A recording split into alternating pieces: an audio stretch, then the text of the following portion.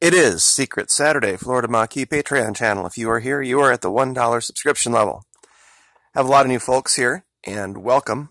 We always enjoy having new people join the training and arm themselves and armor themselves mentally and emotionally against the onslaught of psychological operations that occur every single day in the mainstream media, advertising, literally everywhere you look. It is ubiquitous now. Someone is using some type of a fallacy to get you to believe something that may or may not be true. Now, real quick, we just want to say congratulations to Taylor A. We did our drawing earlier, and of course I put that in air quotes because we're protecting people's identities.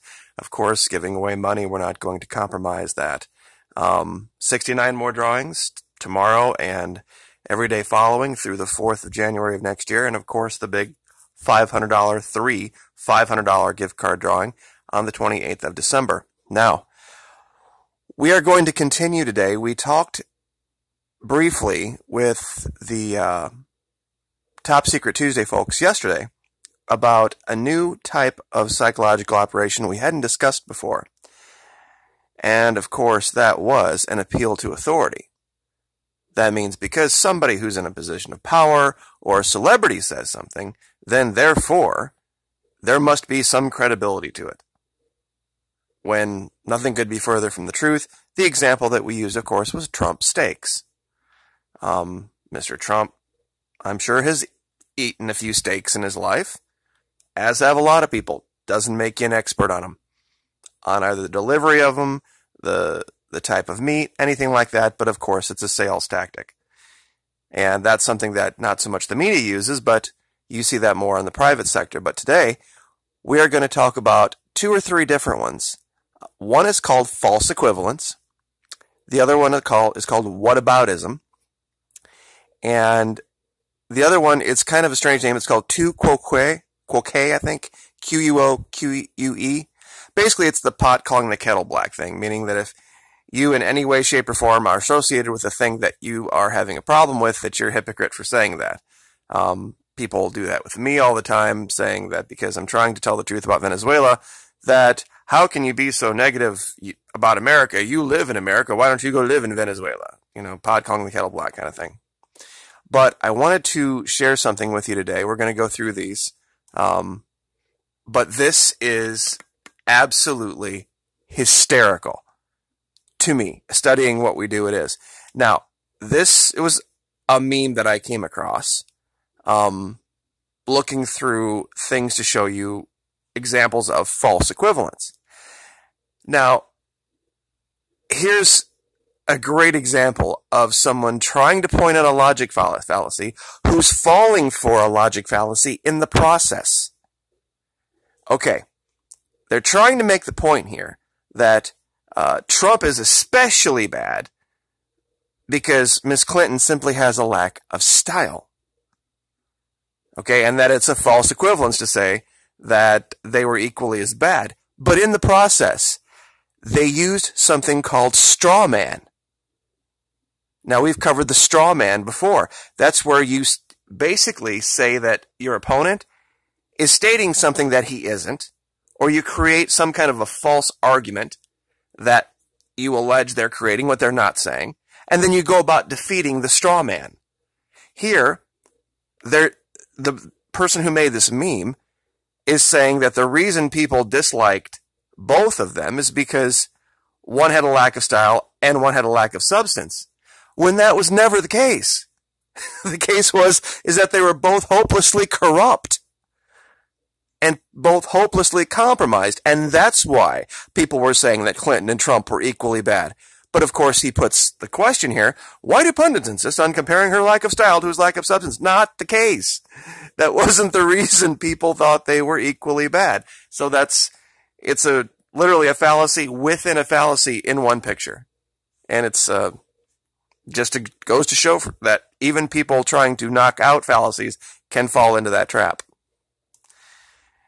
Now, this is one that I have seen so much, and it's something that everybody knows. It's the pot calling the kettle black. You know, how can you possibly say this is bad or that is bad or this other is bad if you're even tangentially associated with it. And this little Foursquare meme actually describes how this is done online.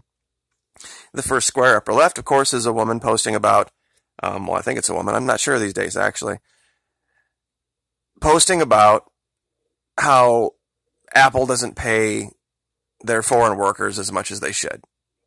But then, of course, smartass is like, well, you own an iPhone, so you can't say anything bad about Apple. And then, of course, this is going back some time when somebody was thinking, you know, cars should have safety devices or mechanisms, and that's a criticism. But, of course, pipes in, yet you bought one, hypocrite much owned. And then even farther back in time, we should improve society somewhat. And then the person says, yet you participate in society. Curious, I am very intelligent. If I could have a dime for every time I have read through comments where I saw people accusing either other people in the comment section or myself of this, it's I wouldn't have to monetize. It really is incredibly common. It's something people fall back on all the time. That, you know, I served in the military, I was Army intelligence, and people have thrown that at me. It's like, well, how can you possibly be telling the truth? You were in the Army. I'm like, yeah, in my 20s. You know, it's anytime anybody says that maybe we should do something a little different, that there's always this group of people that pull out the logic fallacies and attempt to guilt trip people for having even remotely been associated with the wrong thing to begin with. This was just another one I wanted to show you guys just because I thought it was pretty funny. That, you know, somebody was sick and say, today more questions were raised about Clinton's health when she claimed to be a pony because she said she was a little horse. And then, of course, someone over on the right, she's a liar. Obviously, all horsemen of the apocalypse. I wouldn't even use this probably for this video if I didn't see it so much. That, well, I didn't agree with Miss Clinton for a lot of reasons. I thought she was ill. I thought she was past her prime. I thought there were many reasons that she shouldn't have been president. However, the people that come to my channel and talk about her as if she had become president, that there would have been a worldwide nuclear war the next day. Literally. And I'm not joking. I've had people come to my channel and say, if Miss Clinton had got elected, we would all be particles in the upper atmosphere right now because of the massive nuclear war that would have already occurred.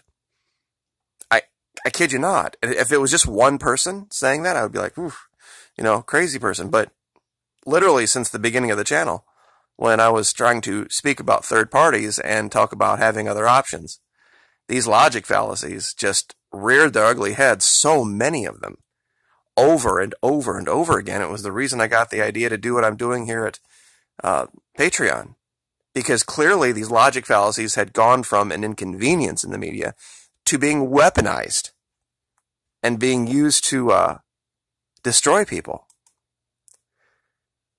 Another thing that they used was something called whataboutism. That's where they just try to turn the page, where somebody can't argue with you directly about your specific point, so they go to, well, what about this, and what about that, and what about this, and what about that? You know, when you're trying to talk about a certain specific point, it's a great way to turn the page so that they don't have to continue to lose the argument. And then when you try to move back to the argument, they say then you're deflecting from the subject because they've now turned things on their ear. Instead of them challenging you, they are now putting it that you are challenging them. Let's see if I had any other options brought up here. The next video that we're going to be doing on YouTube, just going to give you guys a quick heads up here, the last 15, 20 minutes, 20 seconds, I should say, of the video. This is interesting. This article about the IMF in Venezuela stating that unemployment was 30%. Even the opposition, the people that oppose Nicolas Maduro, estimated it to really be about 9. Now, they've said that a lot of people are underpaid, and there's a lot of people in the black market underground economy, and being very, what's the word I'm looking for? They have had to improvise, adapt, and overcome ways to earn income. There's guys that sit online all day and play World of Warcraft because you can earn gold in World of Warcraft gold, but it actually has a real world value, very, very tiny value. But if you do it long enough, you can actually make some money. And people have used Bitcoin, and people have done all sorts of things. The capitalist spirit down there actually, strangely enough, reared its ugly head, so to speak. In a situation like this where people just have to earn money, people figure out how to do it. It's one of the things that you wouldn't think. When people have to suffer and people have to stretch themselves, so to speak, to make ends meet, you would be surprised how creative they can be and capitalist they can be. So we will leave it there. Thank you so much. I appreciate you guys. Like, share, subscribe. We'll see you next time. Thank you.